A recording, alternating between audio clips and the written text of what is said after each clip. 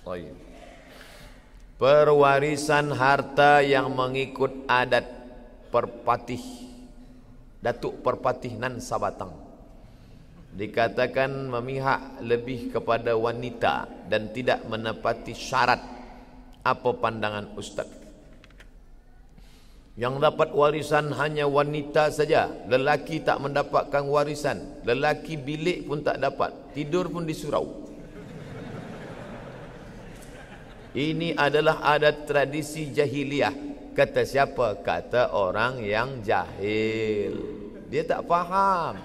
Tanya dulu baik-baik. Saya orang Minangkabau, misal merantau ke suatu negeri, maka di negeri ini saya pun kaya raya. Selepas saya kaya raya banyak harta, apakah harta saya hanya untuk anak perempuan saja sehingga anak laki-laki mesti merantau pula ke tempat yang jauh? Ternyata tidak. Ustaz tahu dari mana? Saya tanya sahabat saya, kamu merantau ke Pekanbaru, Riau, dari bumi Minangkabau. Ya. Selepas itu kamu berusaha mencari rezeki, dapat rumah, dapat kereta, dapat tanah. Ya. Bila kamu mati, janganlah kuat-kuat sebut mati. Okey. Bila kamu mati, yang dapat harta kamu anak perempuan sajakah atau anak lelaki? Anak lelaki aku dapat 2 kali bahagian anak perempuan. Oh, kalau begitu kamu Islam. Siapa kata aku tak Islam?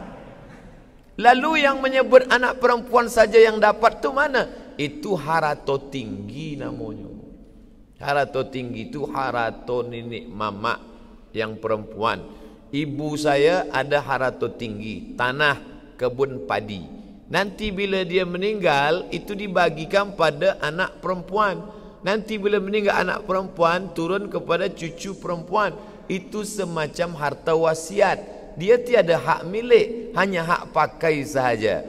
La yurasu, tidak diwariskan. Wala yuba'u, tidak dijual. Wala yuhabu, tidak dihebahkan. Gunanya untuk apa? Menjaga anak perempuan Minangkabau supaya jangan sampai dia susah. Saya bukan nak bezakan dengan suku-suku lain, suku Jawa, suku Sunda, suku Batak. Cubalah tengok perempuan-perempuan Minangkabau, ada tak dia susah mencari nafkah rezeki sampai pergi merantau jauh? Walaupun ada tapi tak banyak. Sebab apa? Sebab dia di kampung halaman menikah dia dengan lelaki. Kebetulan lelaki ini tak pula baik. Nama Fir'aun. Tak ada bagi nafkah. Di mana dia nak minta?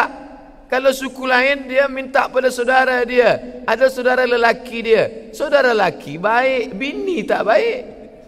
Tapi insya-Allah orang ini tidak akan kelaparan. Kenapa? Ada harato tinggi tadi yang diwarisi dari nenek turun ke anak, turun ke cucu. Itu semacam wakaf keluarga. Itu bukan saya yang bercakap bentuk itu. Buya Hamka pun ada membahaskan tentang harato tinggi ini. Jadi bila ada orang nanti berkata orang Minangkabau itu semua hartanya untuk perempuan, maka kita jelaskan dengan baik, engkau tak faham.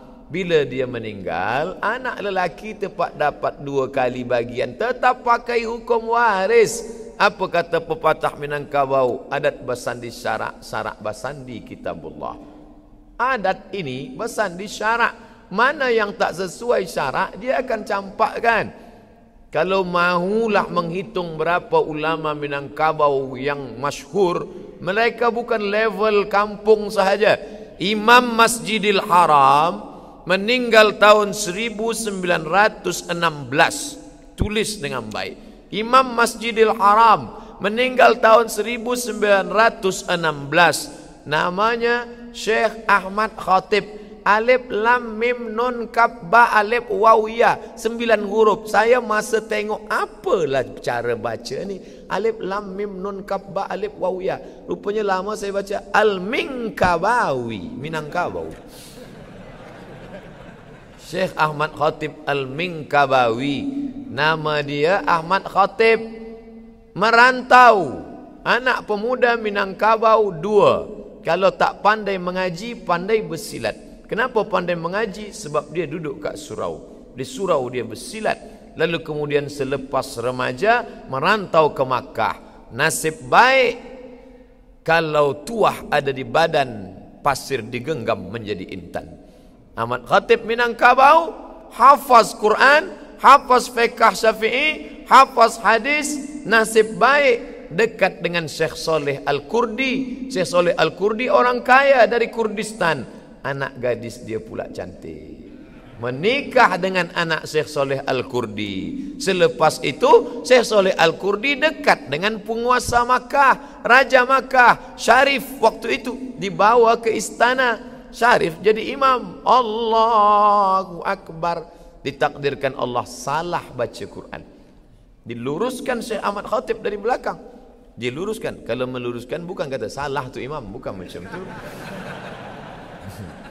Bukan senang nak luruskan bacaan orang. Dia luruskan. Selepas itu bercerita dengan Syarif. Kata Syarif, engkau punya ilmu Masya Allah. Diangkatlah jadi mufti mazhab Syafi'i di kota Makkah Al-Mukarramah. Dan dia masyhur. Cari nama dia. Kitab dia dicetak di Darul Fikri Beirut. Syekh Ahmad Khatib Al-Minkabawi. Manakala saya sampai ke Rabat Maghribi, saya belajar di Darul Hadis. Darul Hadis menerima pelajar penuntut ilmu 20 orang saja setahun. 15 orang Maghribi, 5 yang bukan Maghribi. Masuklah Tuan Syekh, jubah 2 lapis, pakai sorban. Masuk dia ke dalam, dia tengok semua pelajar baru. Dia tengok ada yang unik satu. Ini dari planet mana ni? Dia tanya saya, man anta? Masmuka? Ana Abdul Samad Syekh. Min aina anta? Ana min Indonesia. Hal ta'rif Syekh Yasin Al-Fadani? Al-Fadani, Padang. Hal ta'rif Syekh Yasin Al-Fadani? Kata dia.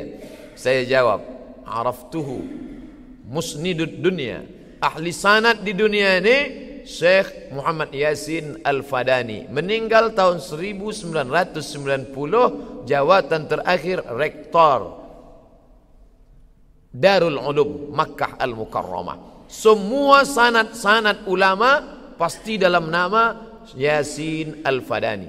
Syekh Ali Jum'ah Mesir, Mufti Mesir, Syekh Ali Jum'ah. Dari mana dia dapat hadis? Tengok sanad Syekh Ali Jum'ah. Haddatsani Syekhi Syekh Muhammad Yasin Al-Fadani. Sekarang yang masih hidup di Kahira, Syekh Mahmud Said Mamduh menulis 7 juzuk kitab At-Ta'rif bi Awhami man qassama sunan baina sahih wa dhaif. Hadis-hadis yang didhaifkan Syekh Albani, dhaif, dhaif, dhaif, dhaif. Apa kata Syekh Mahmud? Bal sahih. Hadis yang didhaifkan Syekh Albani sahih. 7 juzuk. Tengok sanad hadis dia. Syekh Mahmud Said Mamduh dari siapa? Syekh Muhammad Yasin Al-Fadani.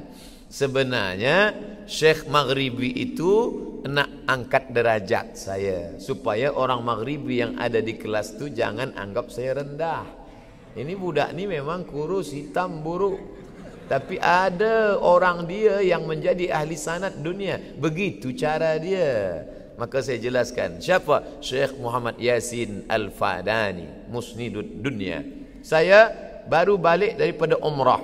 Masa saya umrah, saya pergi berziarah ke Jeddah, ke rumah seorang mudarris pensyarah di Ummul Qura. Syarah di Ummul Qura. Namanya Dr. Syekh Abdullah Saleh. Ujung namanya Mangkabu. Saya tanya, apa Mangkabu? Minkabawi. Kenapa tak panjang? Orang Arab Saudi sekarang payah nak sebut Minkabawi. Jadi ujung nama Syekh Abdullah Saleh Minkabu. Saya datang ke rumah dia dengan sahabat-sahabat saya. Dia bagi makan, dia bagi minum, dia bagi semua, dia jamu. Dia berasal daripada Sungai Sari di bumi Minangkabau. Jadi jangan kata orang Minangkabau tak faham Islam. Kita tak faham adat istiadat ni, baca balik. Baca.